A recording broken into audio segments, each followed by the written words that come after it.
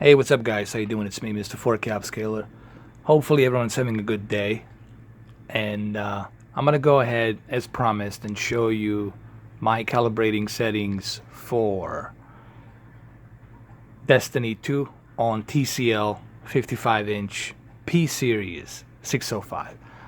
Now, I will do test on Samsung KS8000 as well, but I don't know when that's going to be, depending on this whole hurricane situation. All right.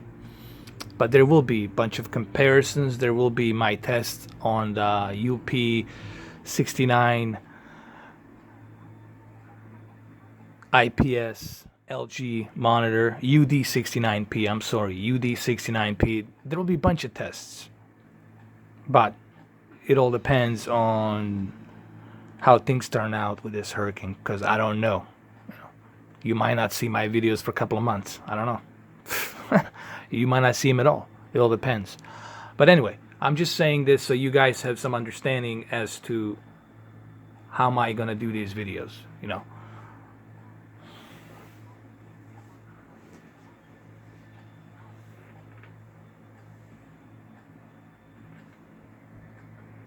Alright, so first thing first, this is a checkerboard 4K with some graphical enhancements.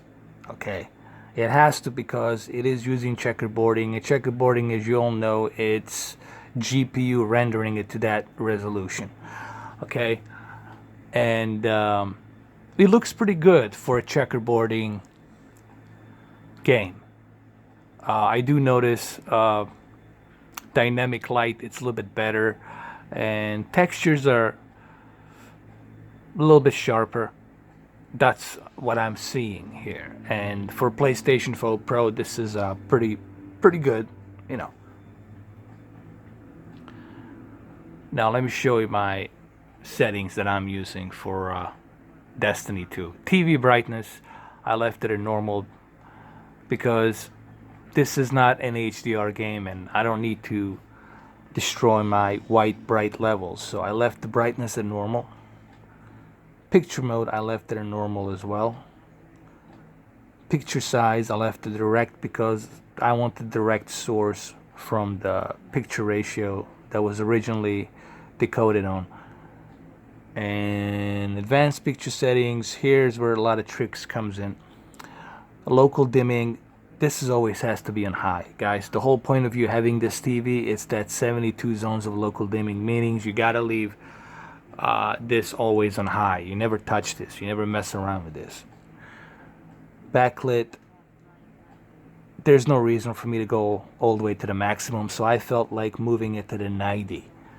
And honestly, moving the backlit to 90 feels much more natural than having the backlit all the way to 100.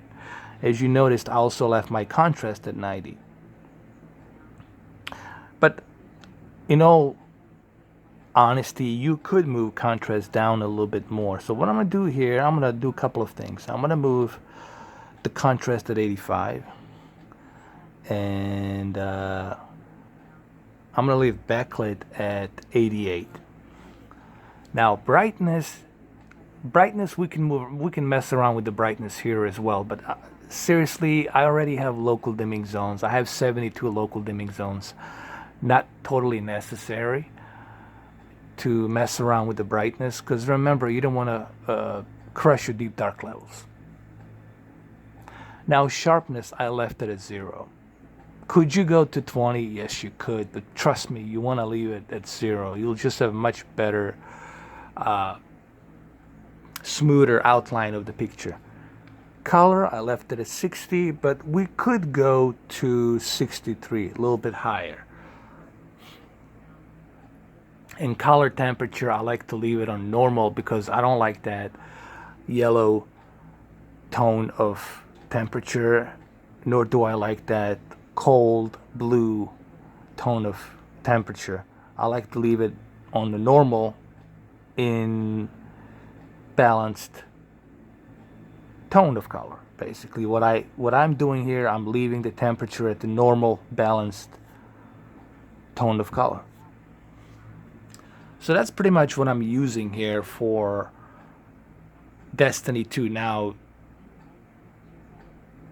Is this my final calibrating process for this game? Absolutely not. There's many different tweaks I'm going to try to do with this game, but I think for now I find out that since this is not an HDR game, it's a non-HDR game, leaving the backlit at 88 and contrast at 85 is definitely a good idea, so that way I'm not crushing my white bright levels. Brightness, you want to leave it at 50, honestly, because you already have your local dimming to high, so you don't need to really mess around with this that much, because if you move this brightness down, then you're going to lose the detail in the game that you need. Sharpness, you want to always move this to 0, man. That's the rule number 1. Move it to 0. Color, 63, I felt it's reasonable here. In color temperature at normal. Okay, the next segment is going to be me showing off this game throughout the different levels. Okay, you've seen me calibrate this thing, and please remember, when I say calibrate, I mean my own custom picture settings. I know there's going to be some person out there who's going to try to be politically correct and tell me that no, calibration can be used as a word for many different aspects of it. Okay, if you put a word in front of it that says custom calibration, what does that tell you? It means that it's my own custom calibration. Okay, it's not a professional standard calibration used by equipment. It's my own custom calibrating process. So I'm going to go through some levels and just show you how it looks. You see me having the contrast to 85 and then backlit to 88. It definitely helps with the balanced detail, because if I had my contrast and my backlit all the way to maximum, and if I had my TV brightness all the way to maximum, you would lose so much detail here. You wouldn't be able to see this robot perfectly. Okay, all of his white bright levels would be crushed, and this is why you want to leave that brightness at 50, because you already have 72 local dimming zones. Okay, and this is why when it's blinking like this, you see that detail. Even when it gets dark, you still see the detail. Alright, so let's continue. I'm going to play through this level a little bit so you guys kind of get the idea of how it looks. I'll take care of these people. Alright, so let's open the door.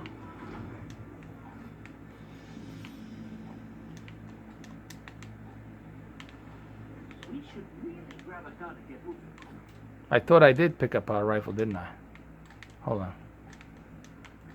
Here we go.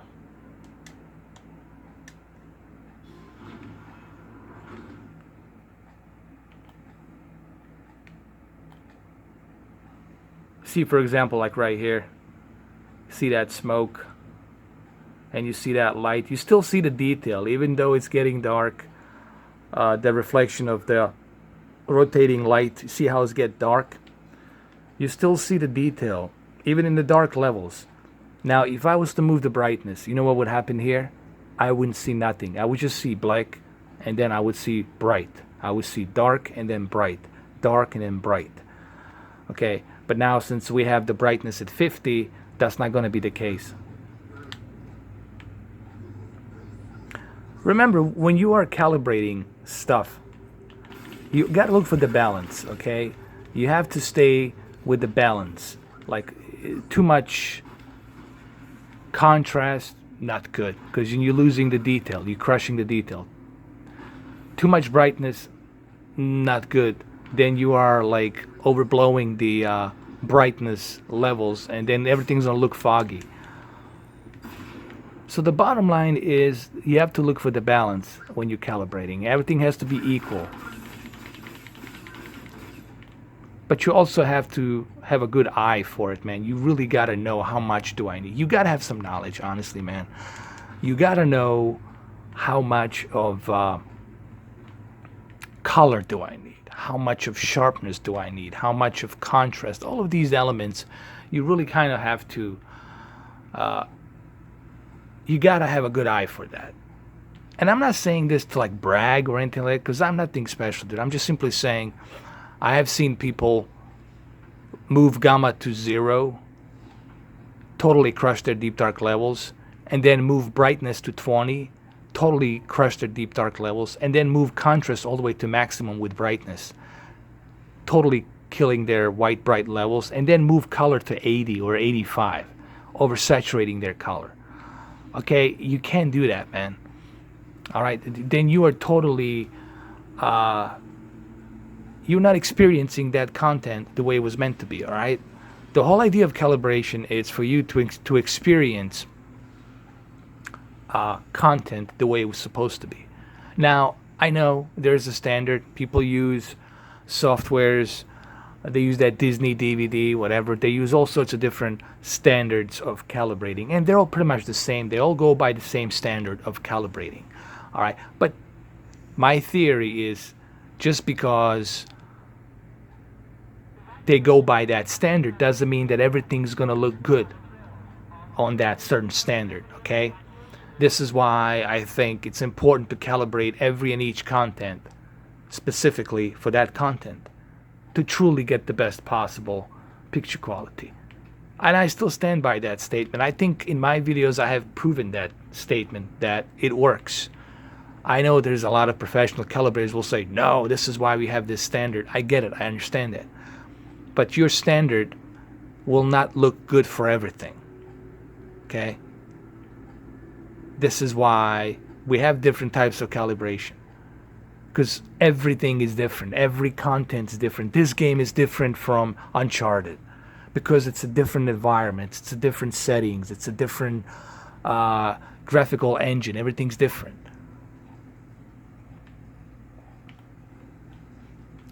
But I have to say, I'm very impressed the way this game looks. And also, I want to say I'm very impressed on this television. Honestly, this budget television that I only spent $500 on. Seriously, the amount of content you get here. I mean, just Roku alone, it's $100, and you get everything. Roku 4 is like 130. So 130 Roku with 4K and Dolby Vision inside. As a matter of fact, the Roku doesn't even come with the Dolby Vision; only comes with the HDR. So just think about the value that you're getting with this TV. You're getting a full-fledged Roku with 4K, HDR, and Dolby Vision. You're getting a full local array of local dimming. You are getting a, of course, native 4K resolution. You're getting 3 HDMI 2.0 inputs. And for $500, man, that's if you can find me a better deal, good luck. That's all I'm trying to say. I will do like an official review of this television, probably maybe after this hurricane, when it passes by. But this is no brainer. I haven't found one video that said that this TV is not worth it. This is probably the best budget, close to a entry-level premium television for the money. And I know there's a debate, but let's look at it from this kind of objective. OLED. I had 3 different types of OLEDs. Are they worth $3,000? Well, it depends. I thought C6 was definitely worth it because it had that 3D on it. OLED's great. It has those deep dark levels, perfect deep dark levels, but it doesn't have that excellent peak brightness. Now, is it really worth $3,000? When I think about it now, honestly, think about what you can get for $3,000. You can have, let me see, 3 of these television sets for $1,500. You can get 3 Xbox One X's, and just think about that. You can have 3 of these television sets with the 3 Xbox One X's, 1 in each room, for $3,000, and they're all 55-inch. Now, I'm just giving you one example. one example of the value. You know, when you're buying something, you got to ask yourself, well, what kind of value am I getting here? Because $3,000, it's a lot of money. I mean, then you have these monitors, they cost $500, $600, and are they really worth that much? All right, so you have to ask yourself all of these questions, the value and the money you are spending on it. Okay, these are very important questions that I think many people are overlooking these things, which I think they're very important. This is a one tough son of a bitch to kill. Jesus Christ. Definitely a tough son of a bitch.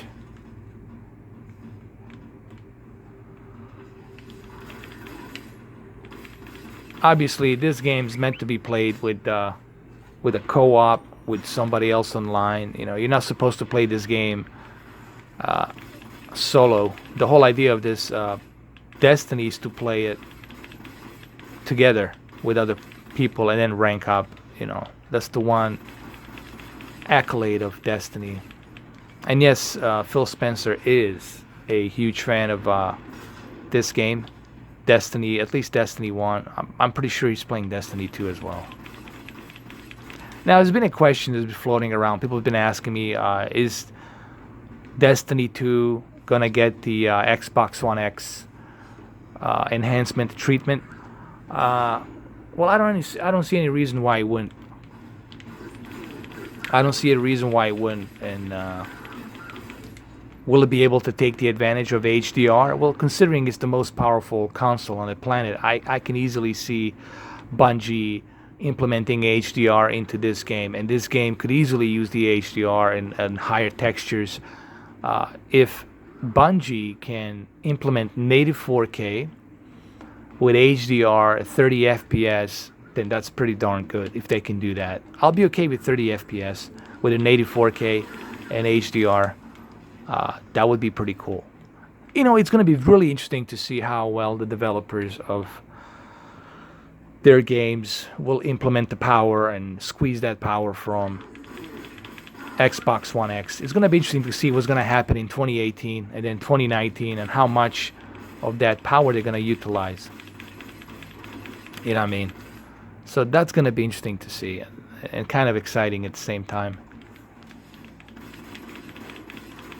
I got him. Now he's done. Oh, you're done, man.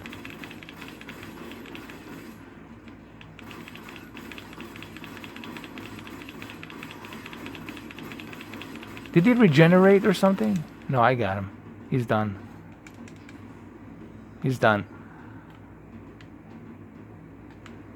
But you guys can see it looks very good on PlayStation 4 Pro, and this television, really honestly, I'm impressed with this television for the money, man, for the budget. TCL definitely figure out the formula on how to attract majority of people, middle class, majority of people who can't afford. Like Sony's like, give me a break, $4,000 for 55-inch OLED.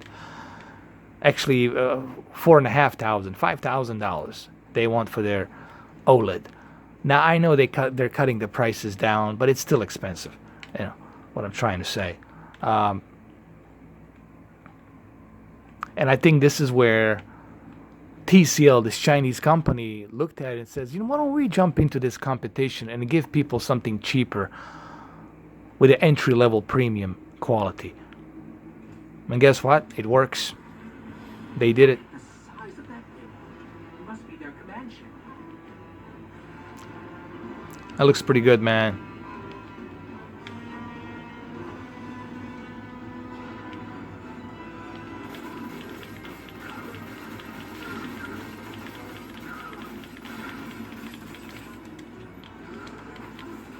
So yeah, I think TCL definitely got something going on.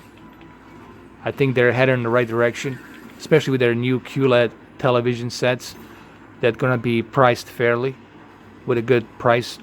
You're gonna really get that nice peak brightness. Now you're gonna have full array of local dimming and peak brightness.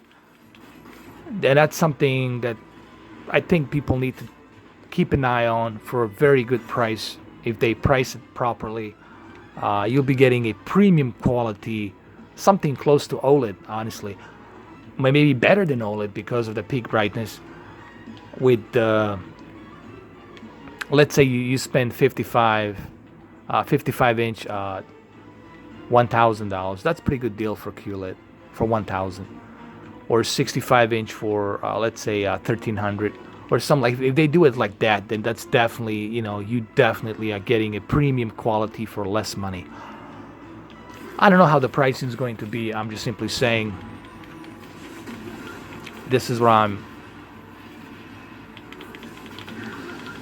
like hoping it will be.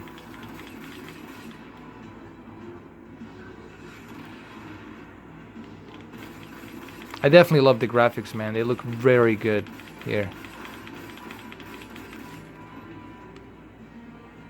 All right, guys. So this video is going to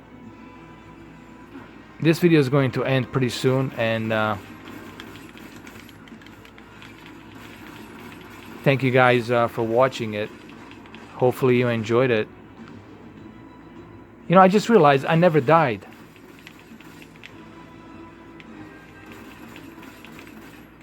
I never died in this game. You're not just assaulting the city. Look at the traveler.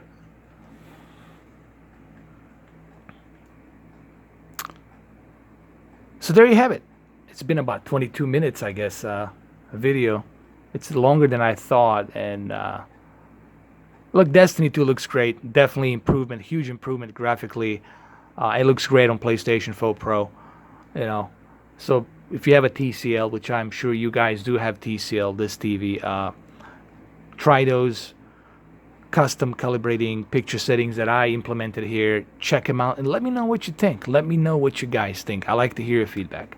All right, guys. So I might be able to squeeze in a couple more videos tomorrow, and then after that, Godspeed. That's all I gotta say. All right, guys. Thank you. Thank you for watching. Mr. 4K Upscaler out.